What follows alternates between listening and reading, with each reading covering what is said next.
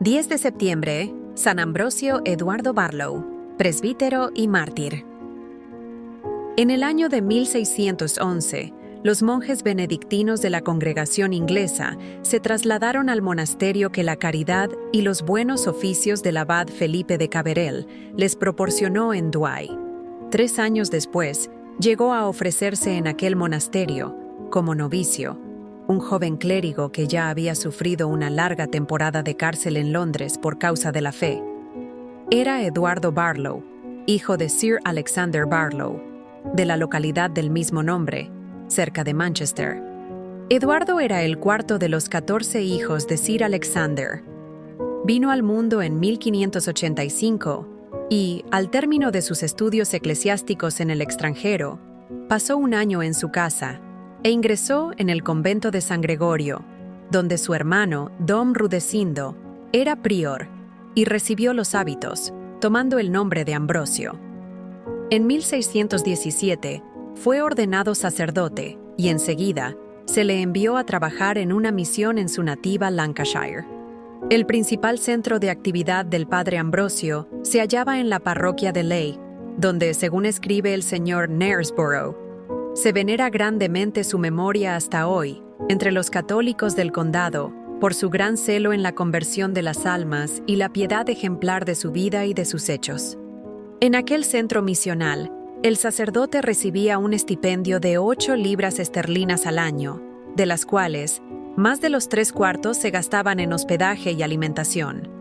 Uno de sus penitentes dijo sobre él: a pesar de que Dios le dio los medios suficientes para vivir cómodamente, eligió ser el huésped en la pobre vivienda de un matrimonio de modesta condición para evitar con ello, según me parece, otras distracciones, solicitudes y peligrosas atracciones sensuales que, necesariamente, quedaban eliminadas por la sencillez y austeridad en la vida diaria de los pobres. No obstante sus enfermedades, nunca lo vi tratar con médicos, y él mismo se diagnosticaba y se recetaba su dieta y el reposo. Tal vez, gracias a eso, estuvo siempre bien y contento. A decir verdad, el padre Ambrosio consultó una vez a un médico, quien le dio la siguiente receta para un simple trastorno estomacal: váyase a descansar a su tierra, y todas las mañanas beba un vaso de calostros, y por las noches no coma más que una manzana asada. Era tan entretenido, ingenioso y alegre en sus conversaciones, que entre todos los hombres que he conocido, él representaba, en mi opinión, el auténtico espíritu de Sir Thomas More.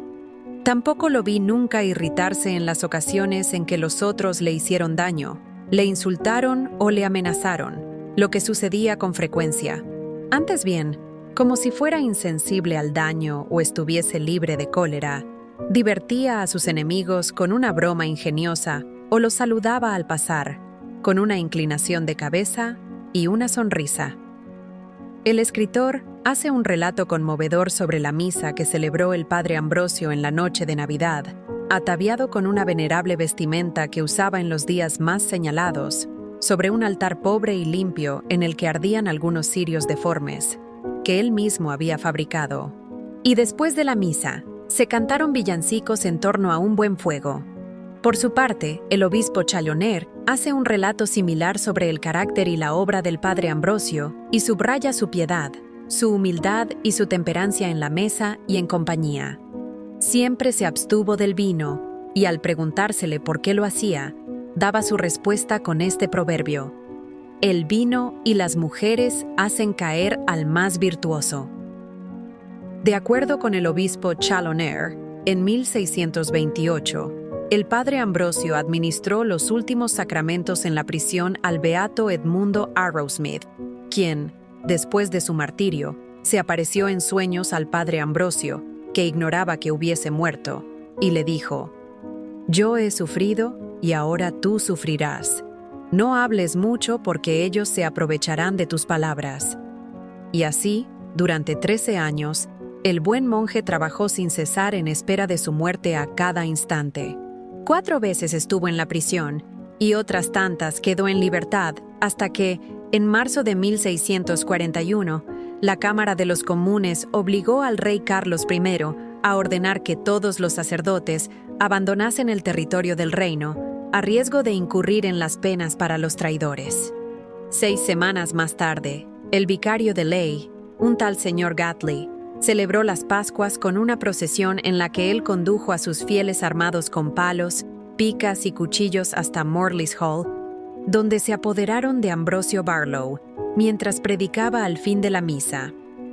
Lo llevaron ante un juez de paz, quien lo remitió preso al castillo de Lancaster. Al cabo de 4 meses de prisión, compareció en el tribunal ante el magistrado Sir Robert Heath y, desde el primer momento, admitió que era sacerdote. Al preguntársele por qué no había obedecido la orden de abandonar el reino, replicó que el decreto especificaba que los desterrados debían ser los jesuitas y los sacerdotes de seminario, y él no era más que un monje benedictino. Además, había estado muy enfermo y no podía viajar. Como el juez quisiera saber su opinión sobre las leyes penales, repuso el monje que las consideraba bárbaras e injustas, y agregó que todos aquellos que condenaban al inocente corrían el riesgo de ser juzgados por Dios. El magistrado se manifestó sorprendido por la osadía del reo y le prometió dejarlo en libertad si él se comprometía, a su vez, a no seducir a la gente. No soy un seductor, sino un conductor de gentes hacia la verdadera y antigua religión.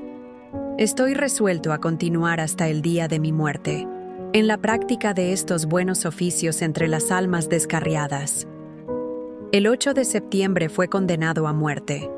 5 días antes, el capítulo general de la Congregación de Benedictinos Ingleses, reunidos en Douai, aceptó la renuncia del padre Rudecindo Barlow como titular de la Catedral de Coventry y eligió a su hermano, el padre Ambrosio, para que ocupara el puesto.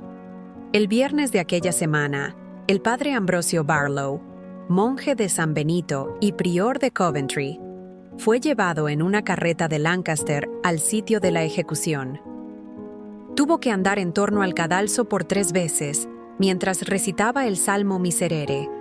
Después, fue ahorcado, desmembrado y desentrañado.